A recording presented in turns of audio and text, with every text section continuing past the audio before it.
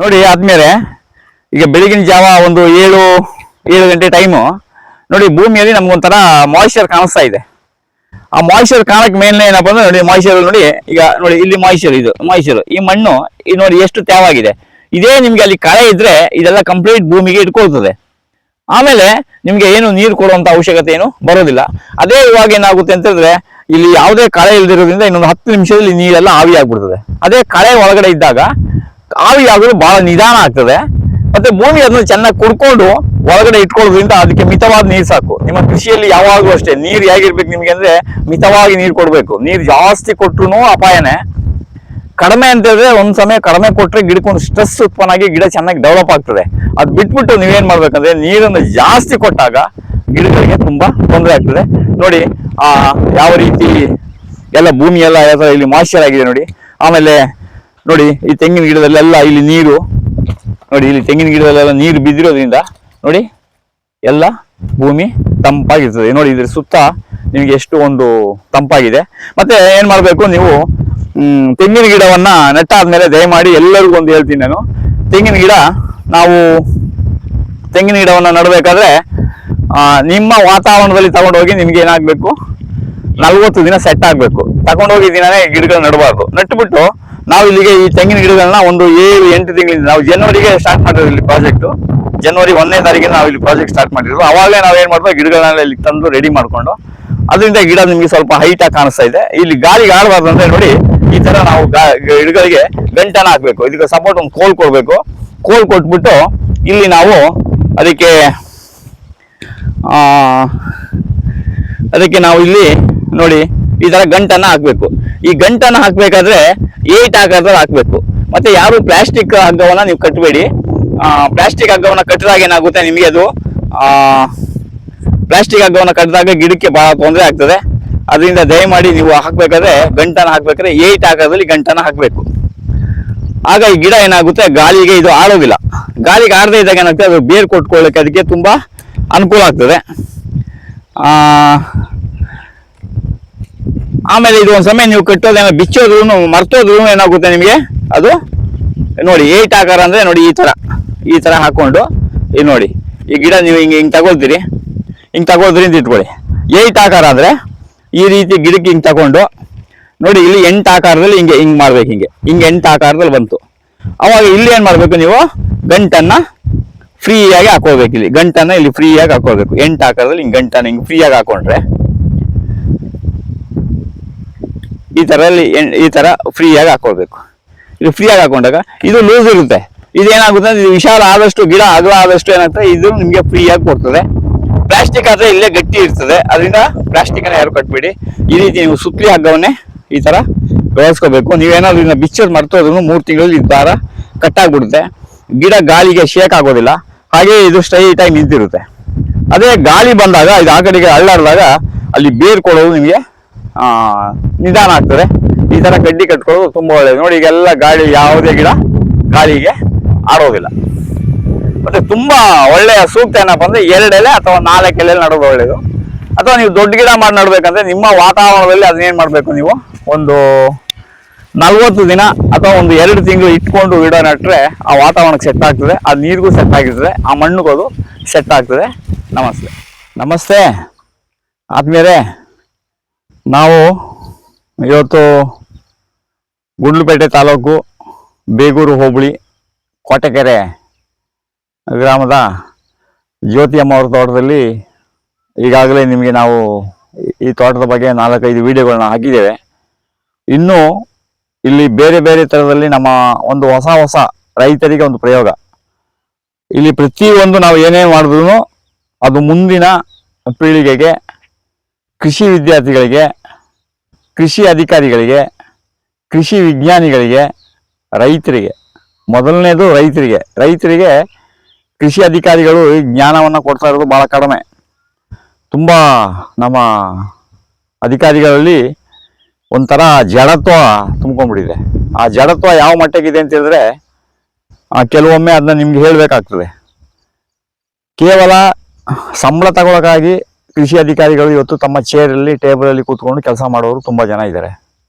ಇನ್ನು ಕೆಲವರು ಎಲ್ಲಿ ಸಬ್ಸಿಡಿ ಬರ್ತದೆ, ಯಾವ ಕಂಪ್ನಿಗೆ ಏನೇನು ಕೊಡಬೇಕು, ಎಷ್ಟು ಕಂಪ್ನಿಯಿಂದ ನನಗೆ ಎಷ್ಟು ಸಬ್ಸಿಡಿ ಬರ್ತದೆ, ಮತ್ತು ಸಿಬ್ಬಂದಿಗಳನ್ನು ಎಲ್ಲೆಲ್ಲಿ ನೇಮಕ ಮಾಡ್ಕೊಳ್ಬೇಕು, ಮತ್ತು ನಾನು ಮುಂದೆ ಯಾವ ತಾಲೂಕಿಗೆ ವರ್ಗಾವಣೆ ಆಗಬೇಕು, ಆಮೇಲೆ ಎಲ್ಲಿ ನನಗೆ ಹೆಚ್ಚು ಆದಾಯ ಬರ್ತದೆ, ಆಮೇಲೆ ಯಾವ ಮಿನಿಸ್ಟರ್ ನೋಡ್ಕೊಳ್ಬೇಕು, ಯಾವ MLA ನೋಡ್ಕೊಳ್ಬೇಕು, ಅವ್ರನ್ನ ಸಮಾಧಾನ ಪಡಿಸೋದ್ರಲ್ಲೇ ನಮ್ಮ ಬಹುತೇಕ ಕೃಷಿ ಅಧಿಕಾರಿಗಳು ಸಮಾಧಾನ ಪಡ್ಕೊಂಡಿದ್ದಾರೆ.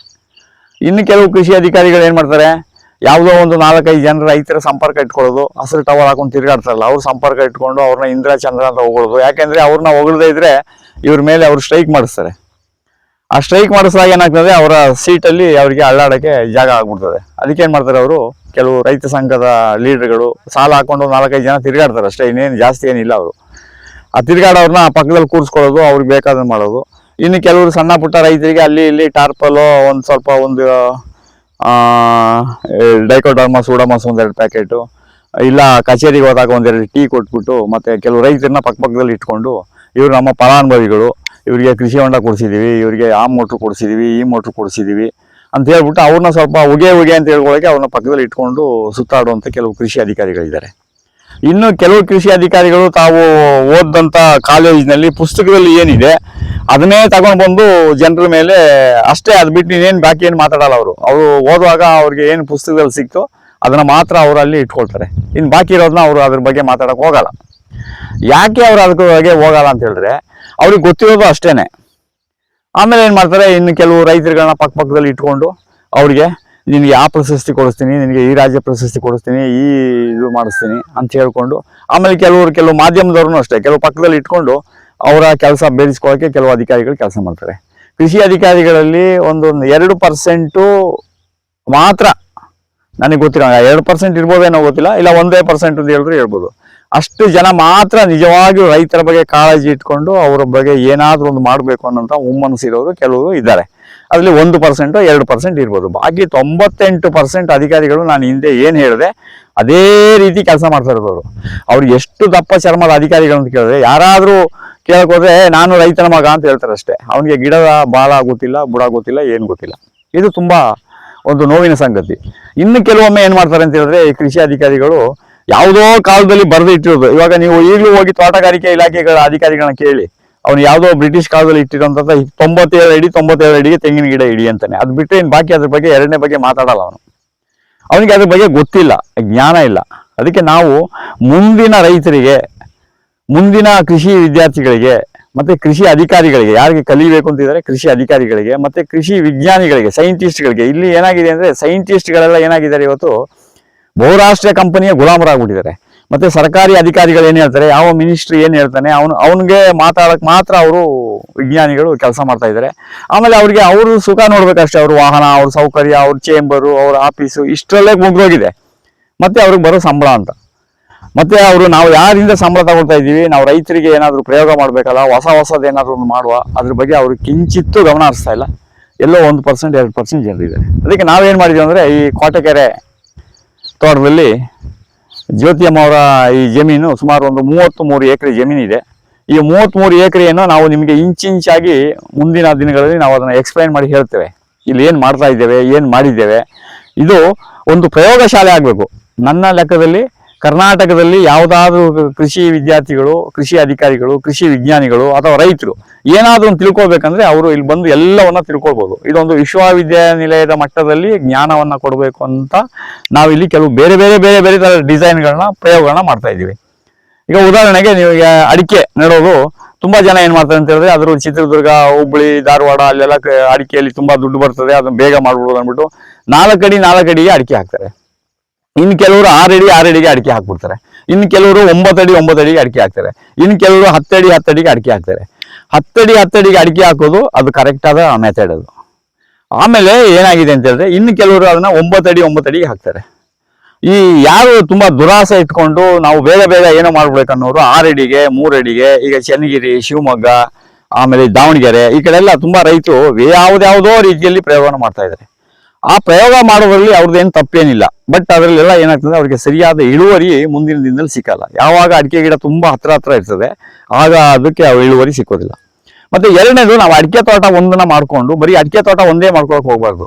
ಅಡಿಕೆ ತೋಟದಲ್ಲಿ ನಾವು ಬೇರೆ ತರದಲ್ಲಿ, ಒಳಗಡೆನು ಬೇರೆ ತರದಲ್ಲಿ ಇನ್ಕಮ್ ಬರಬೇಕು. ಈಗ ನಾಳೆ ಒಂದ್ ಸಮಯ ಅಡಿಕೆ ಯಾವತ್ತೂ ಲಾಸ್ ಆಗಲ್ಲ. ಅದು ಎರಡನೇ ಮಾತು. ನಾನು ಈ ಹಿಂದೆ ಹೇಳ್ತಾ ಇದ್ದೆ ಅಡಿಕೆಯಲ್ಲಿ ನಮಗೆ ತುಂಬಾ ಲಾಸ್ ಆಗ್ಬೋದು ಅಂತೇಳಿ ನಾನು ಹೇಳ್ತಾ ಇದ್ದೆ, ಮುಂದಿನ ದಿನದಲ್ಲಿ ಅಡಿಕೆ ರೇಟ್ ಬಿದ್ದೋಗ್ತದೆ ಅಂತ.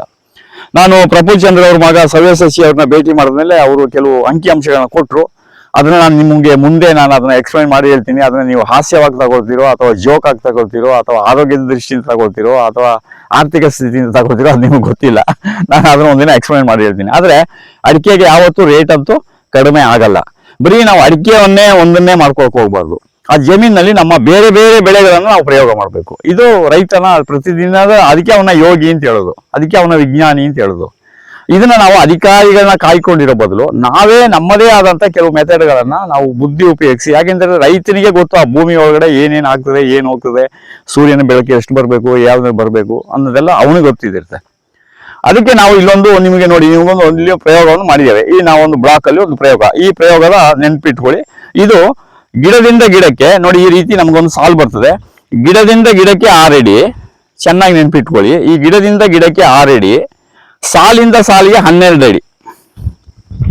ಚೆನ್ನಾಗಿ ನೆನ್ಪಿಟ್ಕೊಳ್ಳಿ. ಕೆಲವರು ಡಯಾಗ್ರಾಮ್ ಕೊಡಿ, ನಮ್ಗೆ ಅದು ಕೊಡಿ ಇದು ಕೊಡಿ ಅಂತ ಹೇಳ್ತೀರಿ, ನಮ್ಗೆ ಅದೆಲ್ಲ ಇಟ್ಕೊಂಡು ಮಾಡಕ್ಕೆ ಟೈಮ್ ಇಲ್ಲ.